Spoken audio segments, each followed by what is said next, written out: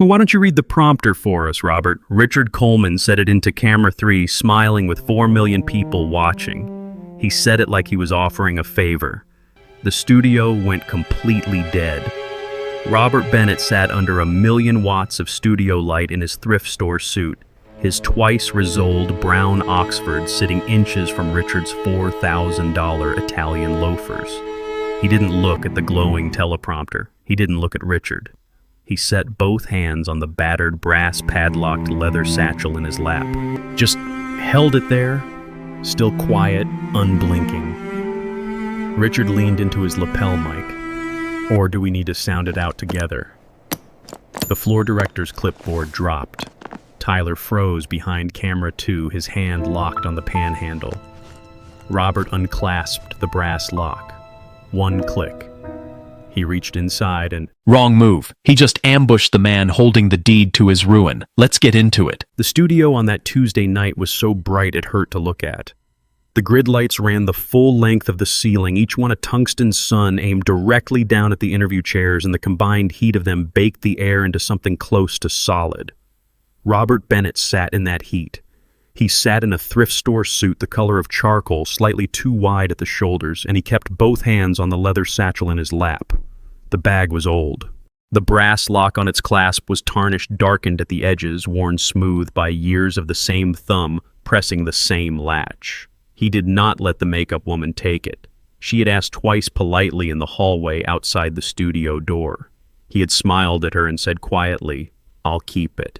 She had not asked a third time. The floor of Studio 4A smelled like cedar, rich, heavy, expensive cedar. It was not the studio. It was the man in the opposite chair. Richard Coleman sat with the ease of a man who had never once questioned whether he belonged somewhere.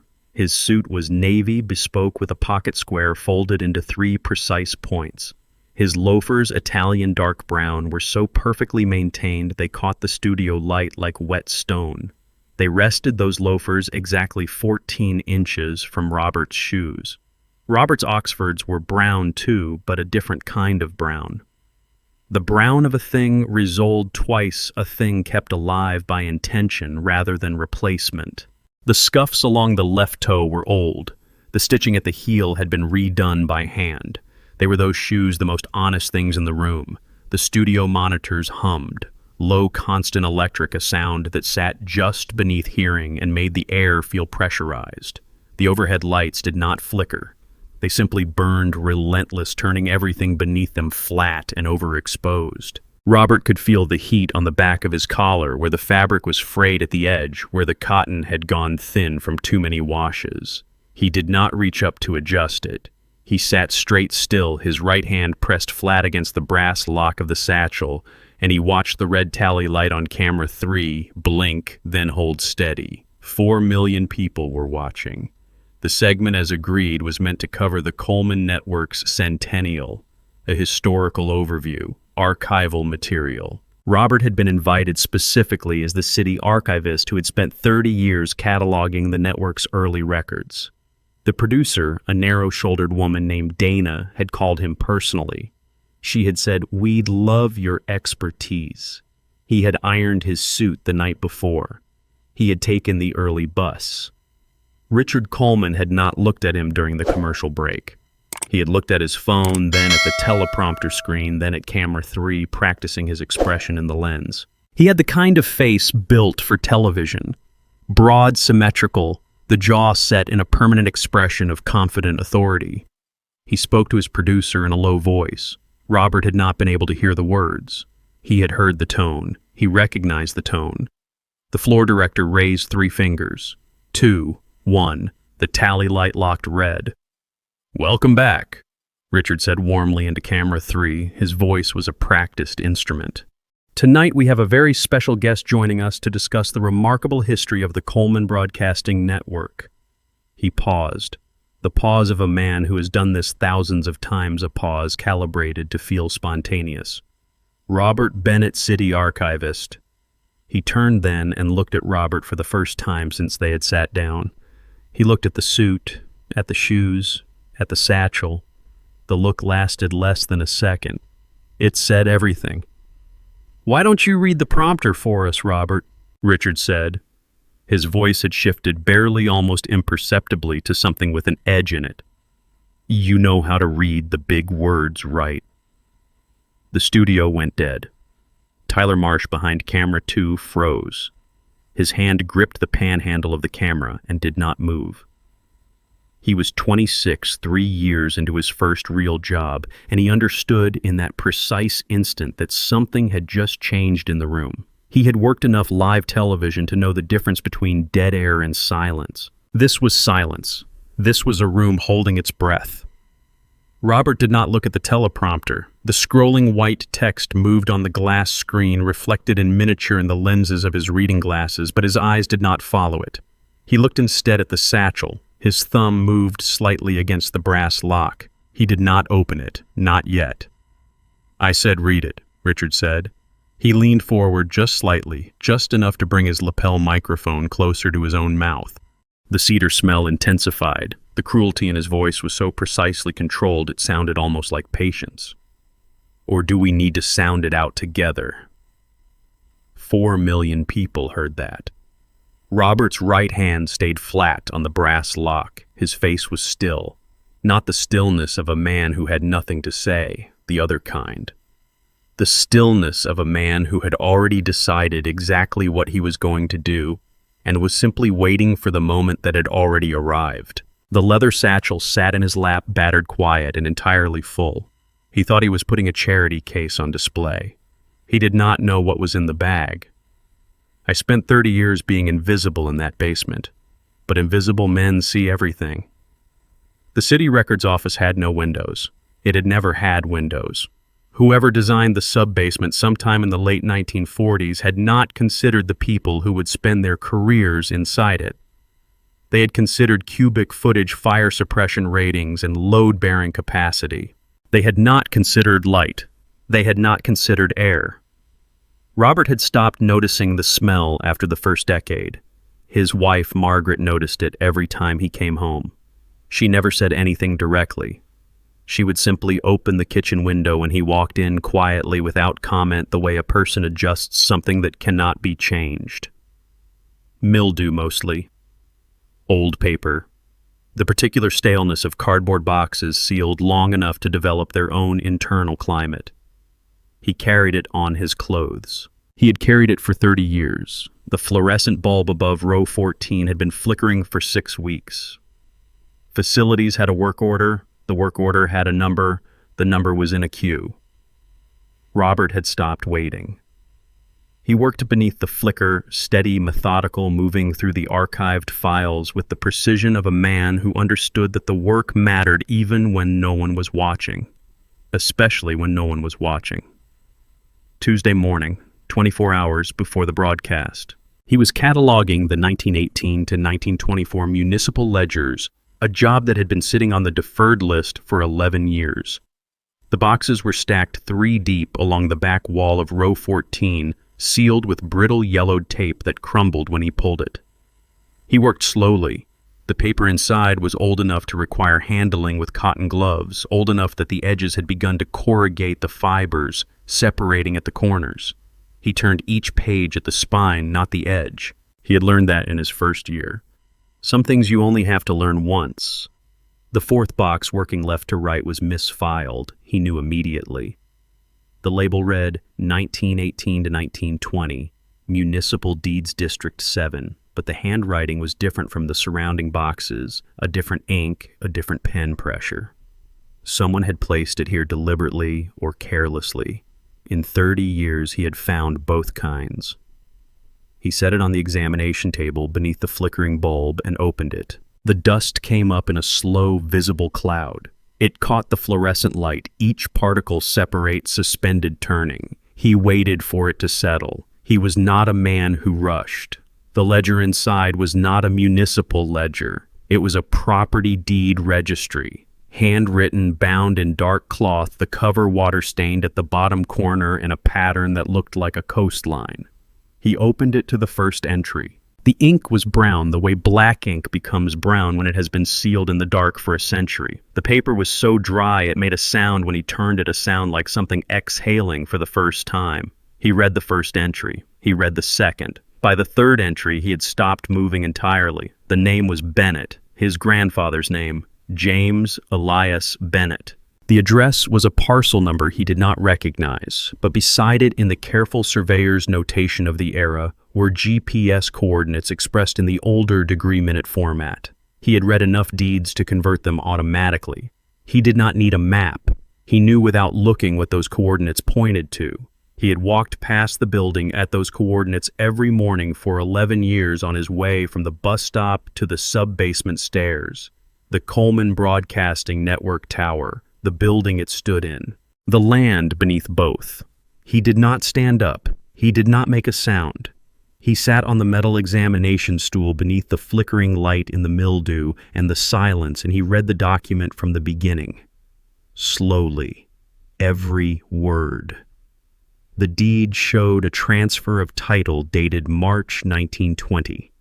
His grandfather's signature was at the bottom of the original page in the same careful copperplate he recognized from the family Bible at home. Below it, a second signature and a date 6 weeks later and a notation in a different hand. The notation read, "Transfer contested, settled, closed." The word settled had been underlined once in pencil. There were no settlement records in the box. Robert pulled out his magnifying glass. It was plastic, the cheap kind with a scratched lens, the kind sold in office supply catalogs for $12. He held it over the deed, over the surveyor's notation, over the specific language of the transfer clause. He read the clause 3 times. The language was unambiguous. The transfer had not been a sale.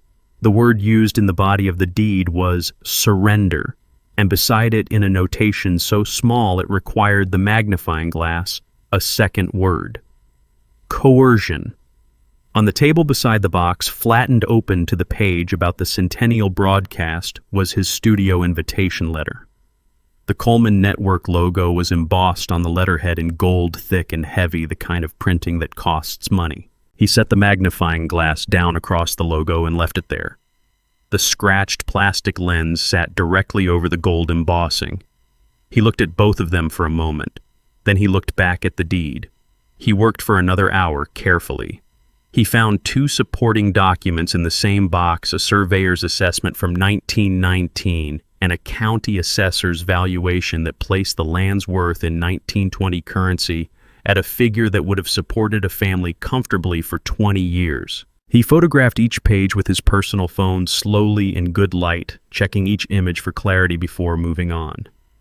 He did not use the office scanner. He did not log the box in the system. He took a yellow index card from his shirt pocket.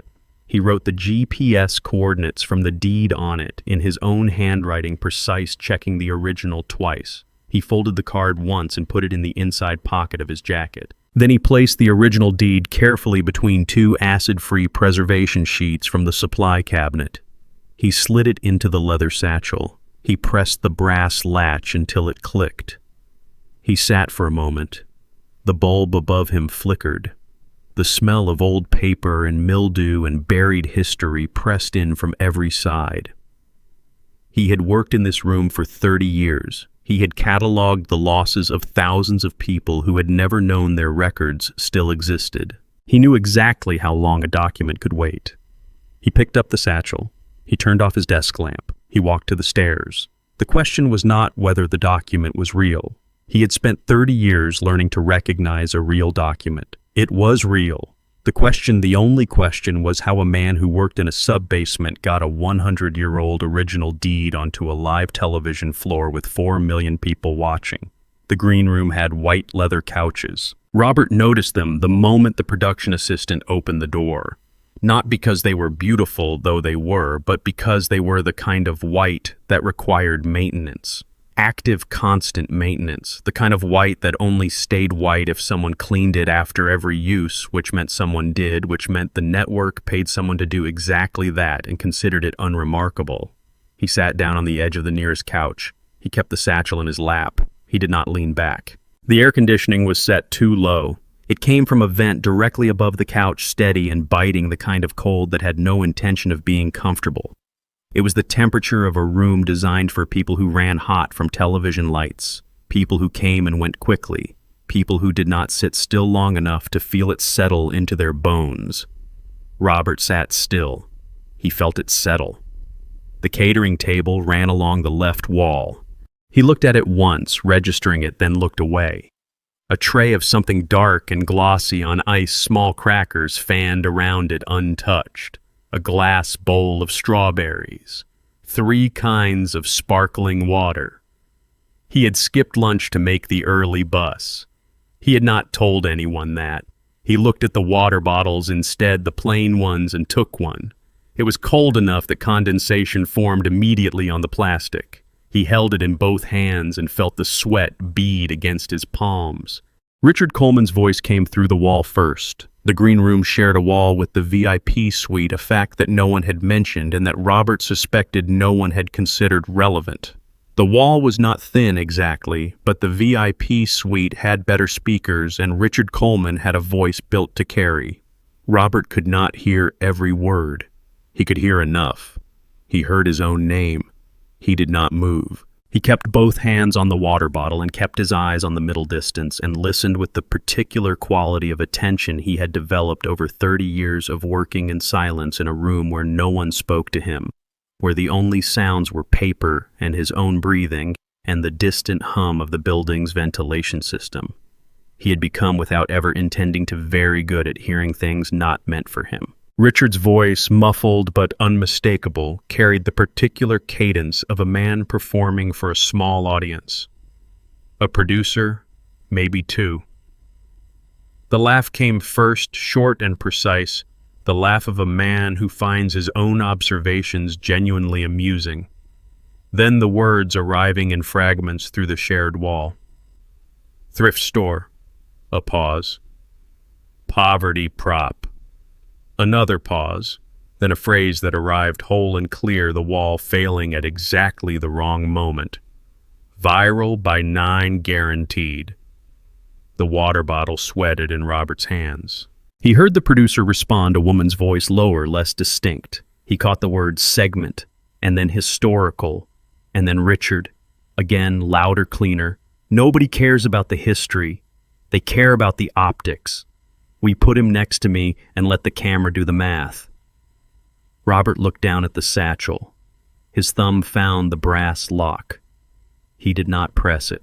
The production assistant, a young man named Marcus, who had walked Robert from the lobby, sat near the door with a tablet in his lap and earbuds in both ears. He was looking at his screen. He had not heard anything, or he had heard and was doing what people do when they hear things they cannot afford to respond to. Robert did not blame him. Tyler Marsh came in at 8 minutes to air. He did not knock. He pushed the door open with his shoulder the way someone enters a room they have entered 1,000 times, and stopped when he saw Robert. He had a headset around his neck, a coffee in his left hand, a look on his face that was not surprise exactly, but something adjacent to it, something that had surprise as one of its components. "Mr. Bennett," he said. He said it carefully, the way a person says a name when they are deciding in real time what to do with the person attached to it. "Tyler," Robert said. Tyler looked at the wall. He looked at Robert. He looked at the wall again. Something moved across his face, a calculation visible for only a moment before he smoothed it away. He was young, late 20s, maybe 30. He had the look of someone who had not yet decided which version of himself he was going to be. He sat down on the opposite couch. He put his coffee on the table. He looked at his headset. "The segment," he said quietly. "The historical overview you were briefed on." He stopped. Robert waited. "It may go a different direction," Tyler said. He said it to the table. Robert looked at him. Tyler did not look up. His jaw was tight. His hand had moved to the headset cable, and he was winding it between his fingers, a small, contained motion, the kind a person makes when their hands need somewhere to go. "Thank you," Robert said. Tyler looked up then. The word had caught him off guard. Robert could see that. It was not the response he had been braced for. Robert held his gaze for a moment. Then he looked down at the satchel, adjusted the strap, and pressed the brass lock once with his thumb, a quiet, deliberate click that confirmed what he already knew was inside. He set it flat across his knees. He laced both hands over the top of it and waited. Above them in the production booth, a camera feed was running on the monitor bank. The green room feed. A silhouette moved near the master transmission console, pausing, watching the screen with the stillness of someone who had already made a decision and was simply waiting for the right moment to act on it.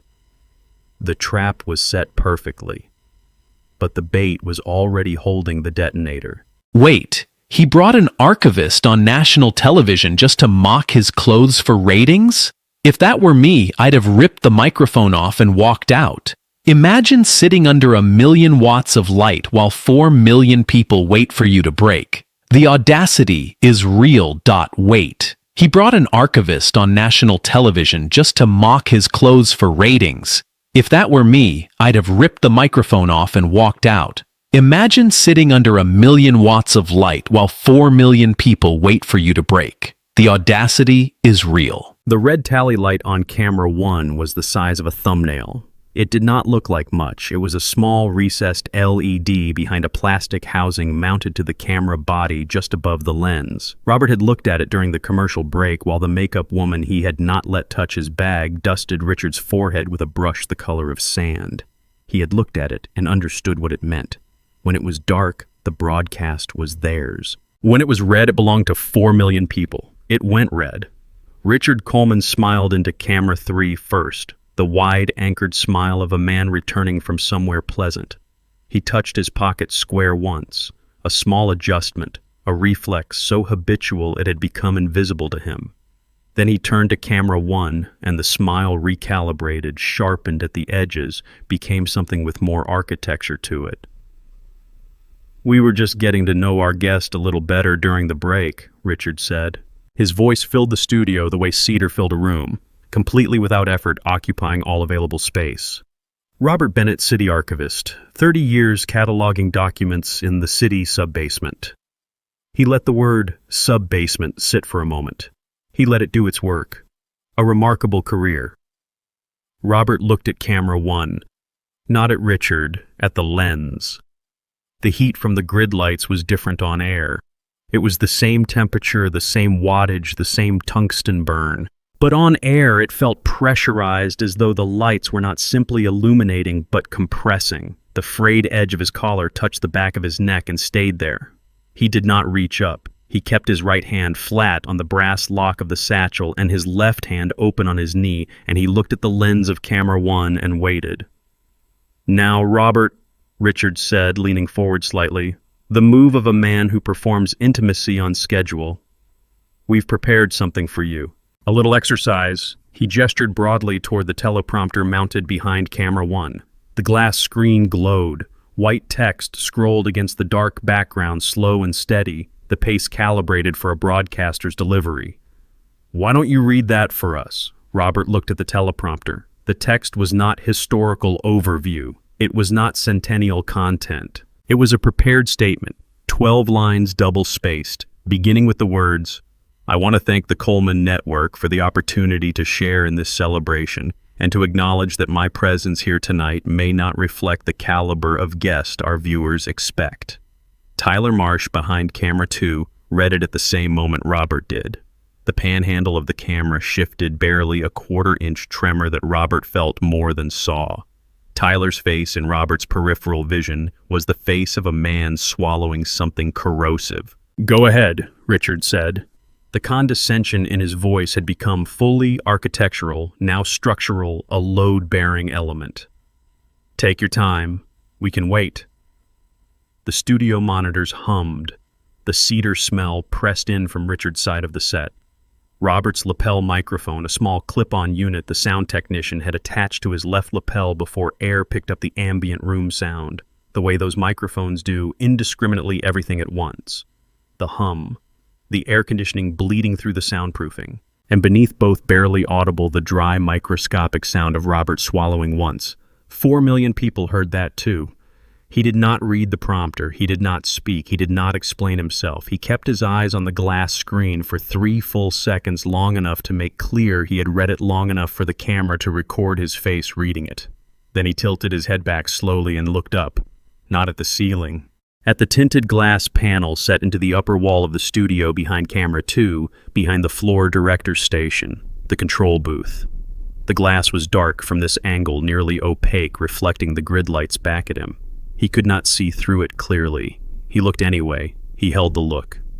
"Richard," he said. His voice was level, unhurried. "Before we continue." He stopped there. Richard's smile held. "By all means. Who owns this building?" The question arrived in the room and did not leave.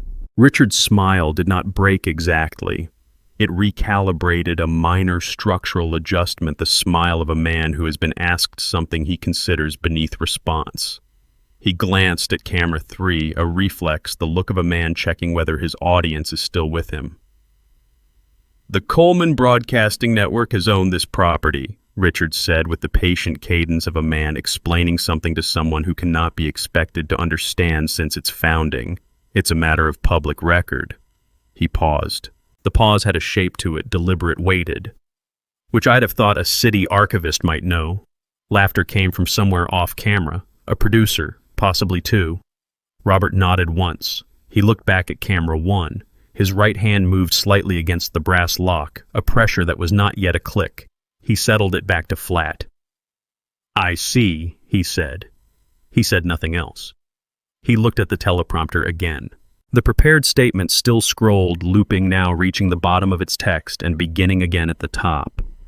The phrase "caliber of guest" passed across the glass a second time. Robert watched it pass. His face did not change.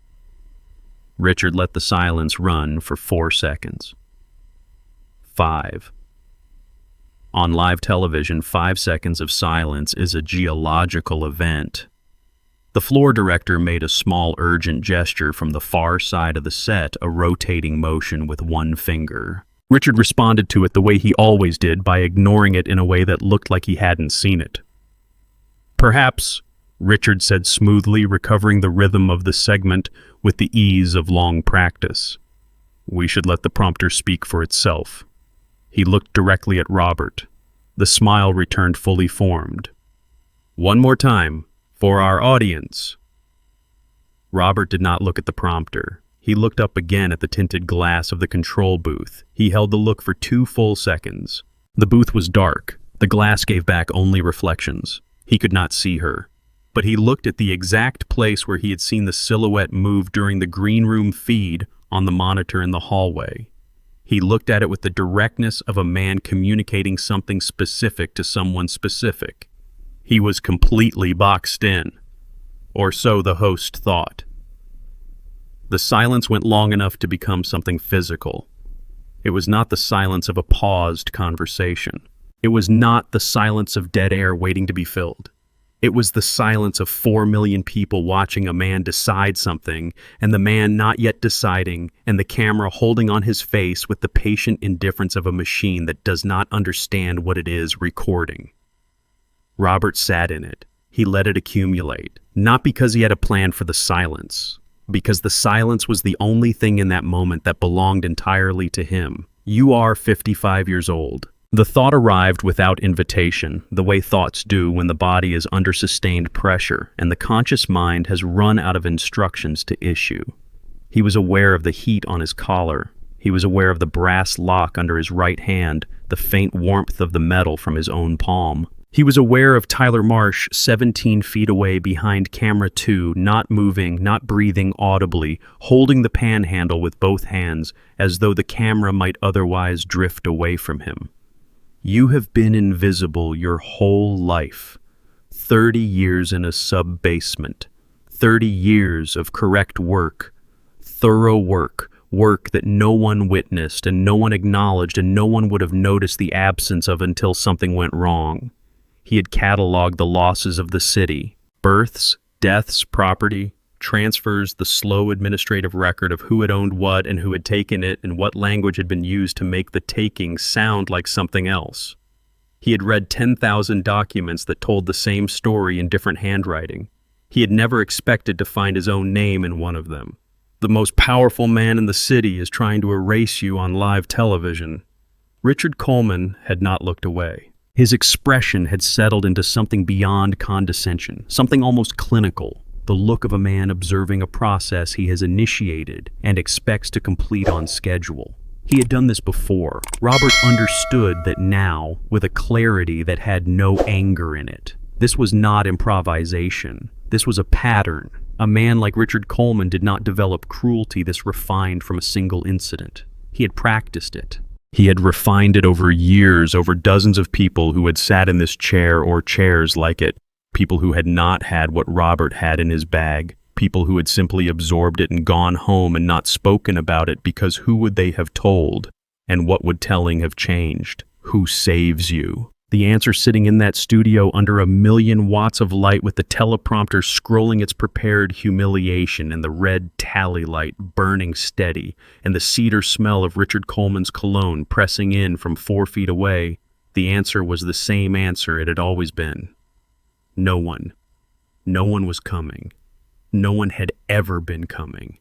A man who spends 30 years in a sub-basement does not accumulate the kind of social architecture that produces rescue.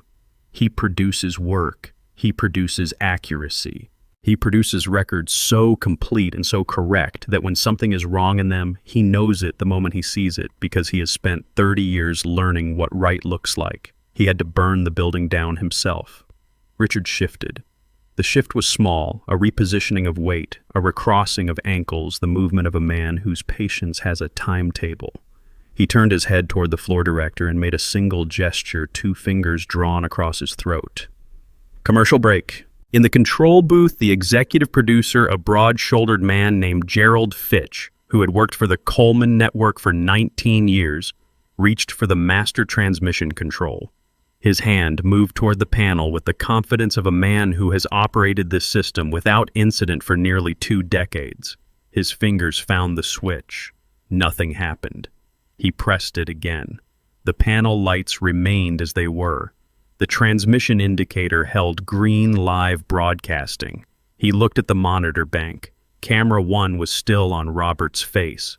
The red tally light on the studio floor had not changed. He turned to his left to the secondary console where the transmission lock switch sat behind a small hinged cover. The cover was already open. Emily Chu had not looked at Gerald Fitch when he reached for the panel.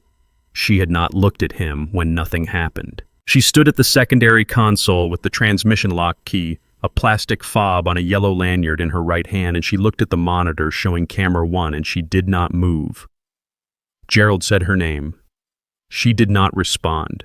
He said it again, louder. The override alarm began a shrill 2-tone signal that pulsed through the sealed control booth at a volume calibrated to be impossible to ignore. Emily ignored it. She had been in this booth for 6 years. She knew every sound it made. She had decided somewhere between the moment she watched Richard Coleman point at the teleprompter and the moment she watched Robert look up at the tinted glass and hold the look that she had been in this booth long enough to know what it was for. Gerald Fitch moved toward her. She took 1 step to her left, placing herself between him and the secondary console, and looked at him directly for the first time. She said nothing. She did not need to say anything. The transmission lock key was in her hand. The override alarm was screaming, and on the monitor behind her, Robert Bennett's face filled the frame of camera 1, still breathing, slowly waiting. Gerald stopped. On the studio floor, the silence had entered its 2nd minute. Robert heard it first in Tyler's headset. The bleed was faint, a thin thread of audio leaking from the earpiece Tyler had not removed, carrying the compressed, panicked voices of the production team from the booth into the soundproofed quiet of the studio floor. Robert could not make out words. He could make out register. He could make out the specific pitch of people who have pressed a button and received no response. The commercial break had not come. He looked at the red tally light on camera 1. It was still red. It had not blinked. It had not dimmed. It burned with the same flat, patient intensity it had held since the segment began, indifferent to what Richard Coleman wanted, indifferent to Gerald Fitch's hand on the panel, responsive only to the woman in the booth who had the key and had decided what to do with it. Richard turned to the floor director. The floor director spread both hands, palms up, a gesture that meant what it looked like. Richard turned back to the camera. His expression for the first time since Robert had sat down showed the edges of something that was not confidence. It was not panic. Not yet. It was the first small fissure in a face that had not shown a fissure in years. He looked at the camera. He looked at Robert. Robert looked back at him, not with anger, not with triumph. With the steady, unhurried attention of a man who has been waiting a long time for a particular moment and has recognized it and knows that what comes next requires only that he continue to be exactly as still as he has been. He had one hand on the brass lock of the satchel. His thumb pressed it once gently. He felt the latch give slightly, not opening, only yielding to the pressure, only confirming what was inside. The red light did not blink. Robert opened the satchel. He did not rush. He did not announce it. His thumb pressed the brass latch until it released a small, clean sound that the lapel microphone caught with perfect clarity and sent to 4 million people without editorial comment. He reached inside with both hands. He brought out the deed. The paper was old enough to be its own argument.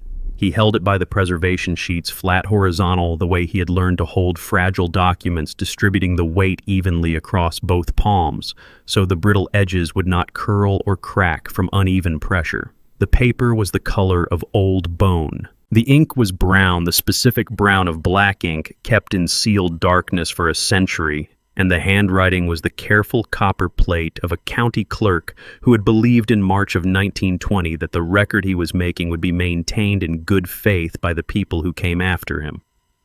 Robert turned toward camera one. He did not speak immediately. He held the document up level at a height where the lens could read it, and he held it steady. Steady enough that the text was legible on the broadcast feed. Steady enough that 4 million people could see without being told what they were seeing, that what he was holding was not a prop.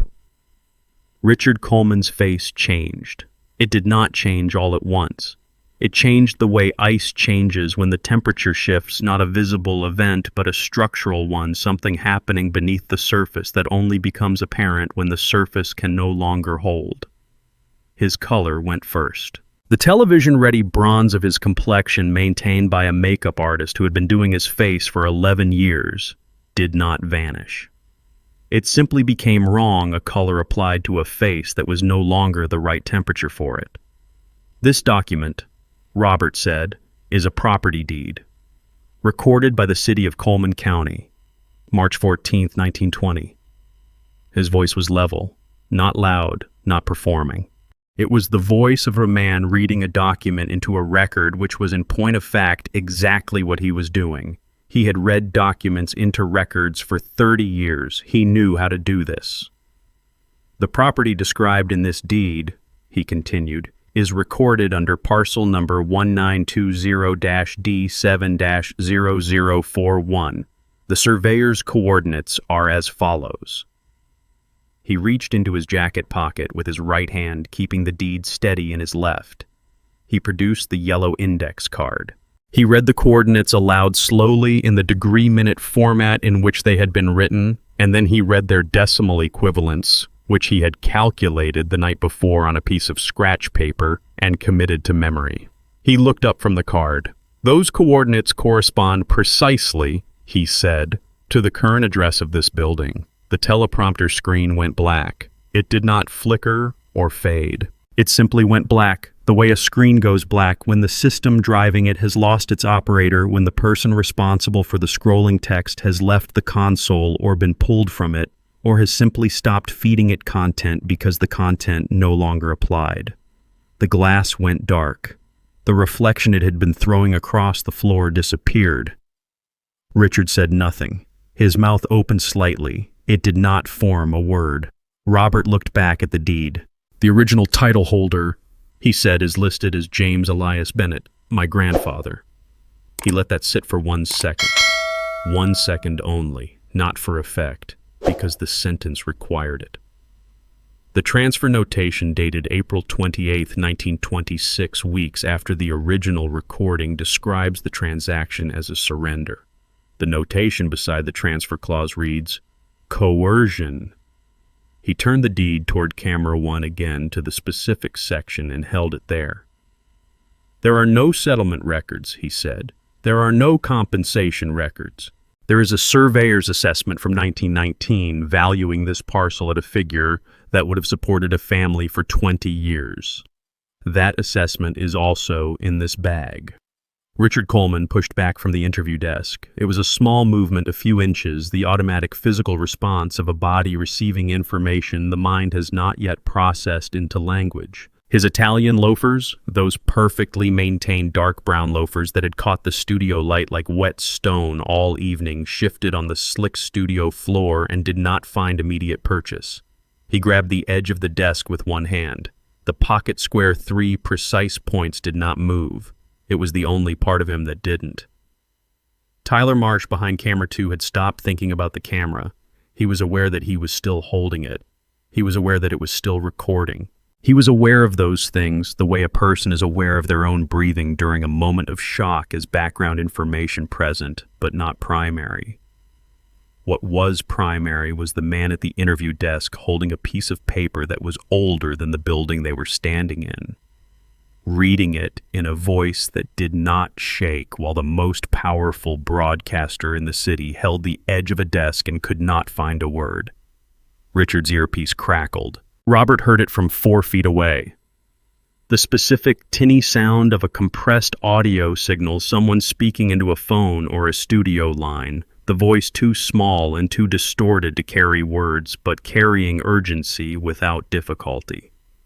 Richard's hand moved to his ear involuntarily. He pressed the earpiece, once the gesture of a man trying to hear more clearly. His face in that moment was the face of someone receiving information he had not prepared to receive in public. The executive producer's voice, Gerald Fitch's voice, came through at a volume the lapel microphone caught at the edge of its range. 2 words, possibly 3. Robert could not be certain of all of them. He was certain of one. Stock. From the hallway behind the studio's rear fire door, footsteps. Not one set, multiple. Moving fast, the specific rhythm of people who are trying to move quickly without running. People who understand that running in a television studio during a live broadcast is not done. People who have not yet fully processed that the situation they are running toward has already resolved itself without them. Robert reached back into the satchel. He produced the surveyor's assessment in its preservation sheet and held it up beside the deed. 2 documents, side by side, both toward camera 1, both steady. The Coleman Broadcasting Network, he said, has operated on this land for 100 years. The deed of original title belongs to the Bennett family. Both of these documents are originals. Both have been maintained in the city archives under cataloging protocols. He paused. I am the city archivist. He said it without emphasis, without italics, as a simple statement of credential offered once requiring no repetition. Richard Coleman's teleprompter was black. His earpiece was live with voices he did not want to hear. His loafers were on a floor he did not own. He looked at the camera. He looked at Robert. He opened his mouth. He did not speak. Tyler behind camera 2 felt something shift in his chest. He had been in that green room. He had sat on that white leather couch and looked at the table and said what he had managed to say and thought it was not enough, had known. It was not enough, had carried that knowledge through every minute of the broadcast like a stone in his sternum. Richard thought he owned the stage. He did not even own the floorboards. Robert lowered the documents. He did not lower them quickly, he brought them down the way he had raised them, slowly, with the same careful distribution of weight across both palms, preserving the paper that had waited 100 years for this specific use and would need to survive beyond it. He laid them flat on the interview desk, side by side, smoothed the preservation sheets once with the back of his hand and folded his hands over them.